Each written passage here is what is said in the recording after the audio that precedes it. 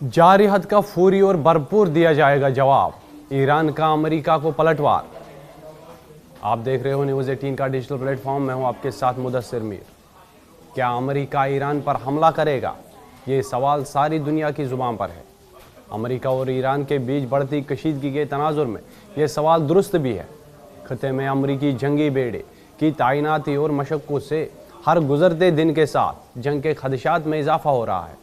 صدر ٹرمپ کی جانب سے دی جانی دھمکیوں سے کشیدگی میں اضافہ ہو رہا ہے۔ بدھ کے روز صدر ٹرمپ نے ایران کو بات چیت کے میز پر آنے کو کہا اور ساتھ ہی انہوں نے یہ دھمکی بھی دی کہ اس کے پاس وقت کم ہے۔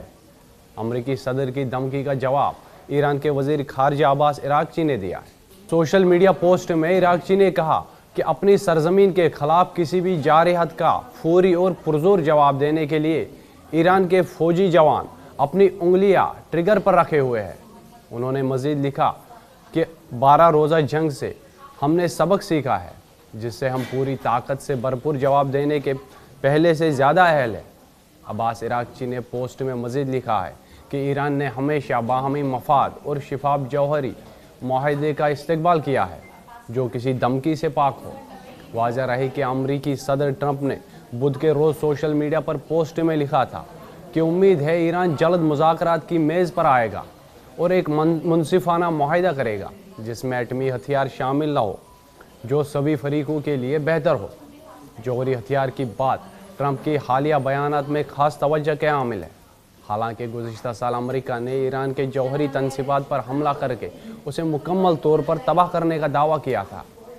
ادھر ایران میں حکومت مخالف مظاہروں کی شدت میں کمی آنے کے بعد امریکہ نے مداخلت نہ کرنے کی بات کہی تھی۔